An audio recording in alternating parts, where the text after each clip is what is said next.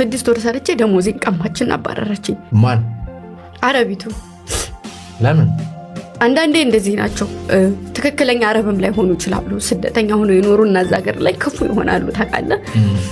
እና ስኖርባት ሽሻም ምናምን ይስባሉ ልጆቿም እሷም ማለት ነውና ትልቅ ነች፣ ትልቅ ሰው ናት። እና እንደዚህ እንደ ሴቶቹ እንኳን አበሻ ጋር አታገናኘኝም። ምንድነው ያስጠፋው? ከዛ ቦታ ላይ ያስወጣታል፣ ሌላ ስራ ይሰጧታል ብላ ስለምታስብ እና 6 ወር ሰራው። ስሰራ ጧት አታክልት እንደዚህ አስተካክላለሁ ታውቃለህ። እንደዚህ ተቃ ምናምን አይደለም ማጥበው እኔ አታክልት ግቢ ላይ ያሉ አታክልቶች ከሽፋለሁ፣ ውሃ አጣጣለሁ በሌሊት ተነስቼ ስታሳጥብ አንድ አረብ በሳምንቱ በ5 ቀኑ ያሳጥባል ቤት። በየ3 ቀኑ ነው የምታሳጥበኝ። ፎቅና ምድር ነው። በየ3 ቀኑ ነው የምታሳጥበኝ ታውቃለህ። ከዛ እንደዛም ሆኖ ከብዶኝ እንደዚህ ለሰው ለደላላም እንደዚህ ስናገር ወደ ቤተሰብ አዙሮ የሚናገሩ ጠግባ ቲክታክ ላይ እየዘለለ ይላሉ ወደ ቤተሰብ እና ቤተሰብም ባይዘዌ ብዙ ህልም ነበረኝ። ዛሬ እዚህ የደረስኩበት ህልም ስላለኝ ነው። ታይ እንደው እሱ ነገር ያዋጣኛል ነው የምትይው፣ ታይ ባክሽ ይላሉ ቤተሰቦች። አባቴ ጭራሽ አኩርፎኝም ሁሉ ነበር ሚዲያ ላይ ታየች ሲባል። አረብ ሀገር ያለች ሴት አብዛኛውን ራሳቸውን ደብቀው ነው የሚሰሩት ቪዲዮ እንትን ቲክታክ የሚጠቀሙት። ለምን? ቤተሰብ ስለሚቆጣ ያፍርብናል ቤተሰብ ስለሚሉ። ከዛ ደግሞ ገንዘብ አንሰጥም ልክ 1 ወር ስትቀመጭ ነው ሲሉ ወይ ገንዘቡን እኮ አውጥተው እያጠፉት ነው፣ ለሰው እየተላከ ነው የምትባለው። የሰው ሁላ ልጅ ይሄን ቤት ሰርታ አቁማ አንቺ ትባላለህ በቤተሰብ።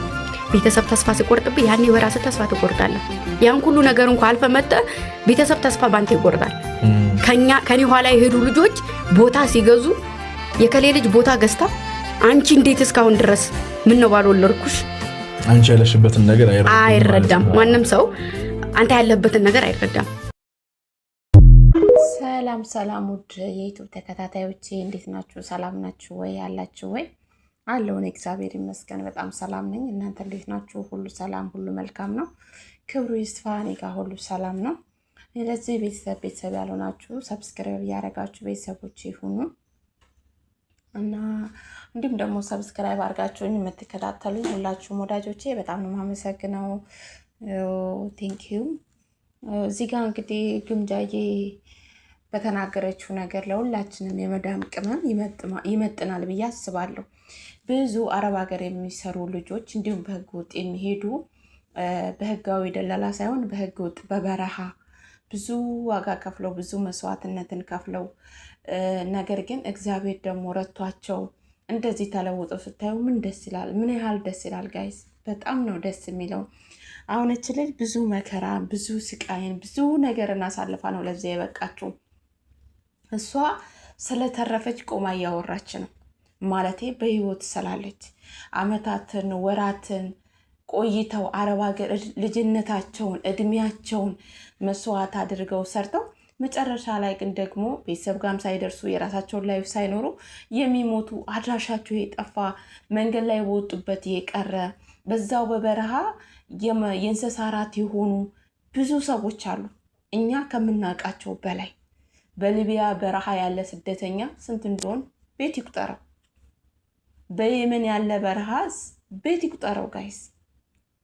እና ስትናገር በጣም በእውነት እንጃ በጣም ነው ልቤን የነካችኝ። እናም ደግሞ የእውነትም የሚኖር ህይወት ነው ያወራችሁ። ለአረብ ሀገር ሴት ቢወራላት አያልቅላትም ቢነገርላት።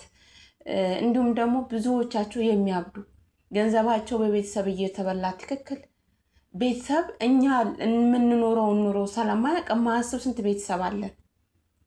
ስለእናንተ ምን ውስጥ እንደምትኖሩ ማያውቅ ስንት ወንድም አለ።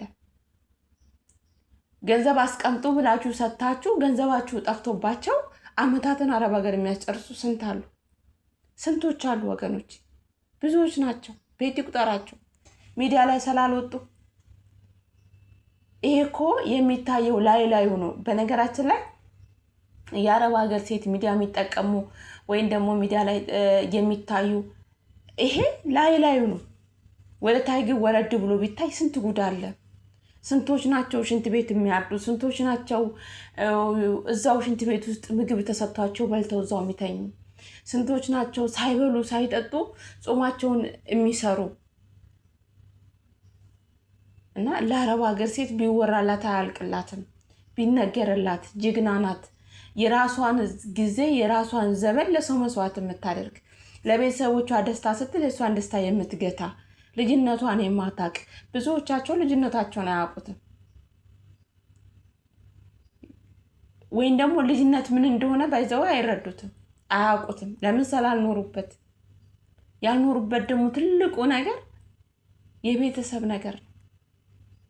ከዛሬ ነገ እለወጣለሁ በተስፋ በነገራችን ላይ የአረብ ሀገር ሴት በተስፋ ነው የምትኖረው፣ ነገ ሌላ ቀን በማድረግ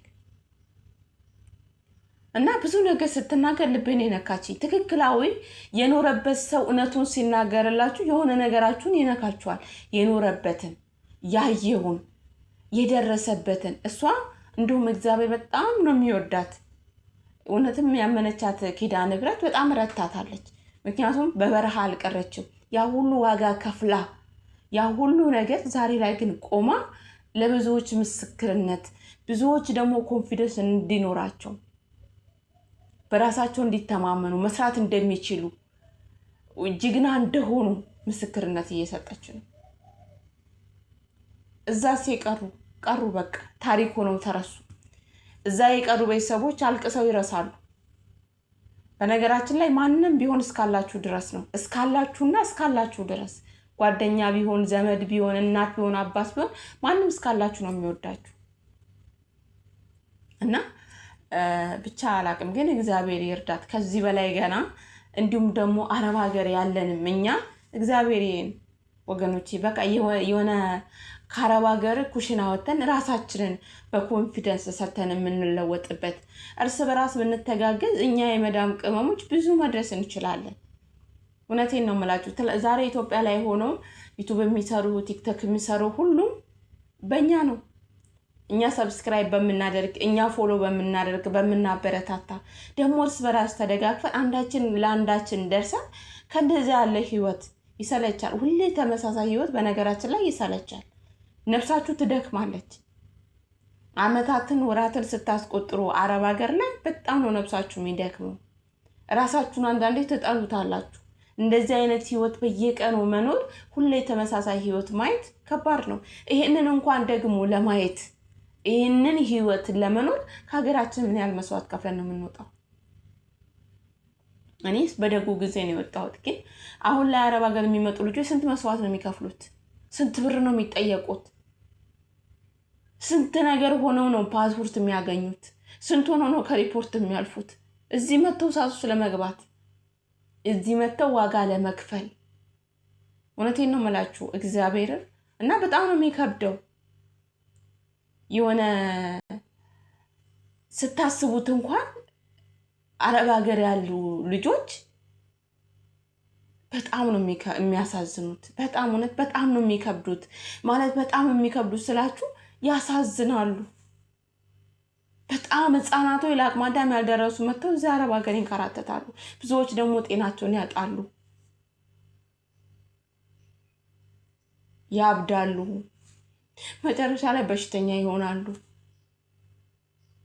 እስቲ አረብ ሀገር ሰርታ ስኬታማ ሆነ ኑሯን የምንኖር ሴት በቁጥር ነው የምታገኙት። በቁጥር 20 ዓመት እንዳለችም 15 ዓመት እንደዚህ ተተሰራ በኋላ ጉልበት ይደክማል። ራሳችሁን ታጣላችሁ። በዛ ቦታ ላይ ትናንትና የነበራችሁ ሞራን ጀግንነት ይጠፋል። ለመስራት ትደክማላችሁ። ሁሉ ነገር ለእናንተ ተስፋ አስቆራጭ ሆኖ ይታያችኋል። የሚቀርባችሁ ሰው ሁሉ እንደሚጎዳችሁ ነው የሚሰማችሁ እና ከባድ ነው። እና እኔ እንጃ ብቻ አረብ ሀገር የምትኖሩ ሴቶች ጀግና ናችሁ። በቃ ጀግና ናችሁ። ጀግና ነን ከደም ጭምር እና ጀግና ነን። እውነት የሆነ ቢወራልን የማያልቅ ልጆች ነን። አንዱን ለማንደድ ህይወታችንን፣ ጊዜያችንን፣ ዘመናችንን እያነደደን የምንኖር ሳይገባቸው መስዋዕት የምንሆንላቸው ሳይረዱን እኮ ነው። በነገራችን ላይ እኛ ለማን መስዋዕት እንደምንሆን ሳይረዱን እንኳን እኛ ግን መስዋዕት እየሆነ የምናኖር ልጆች ነን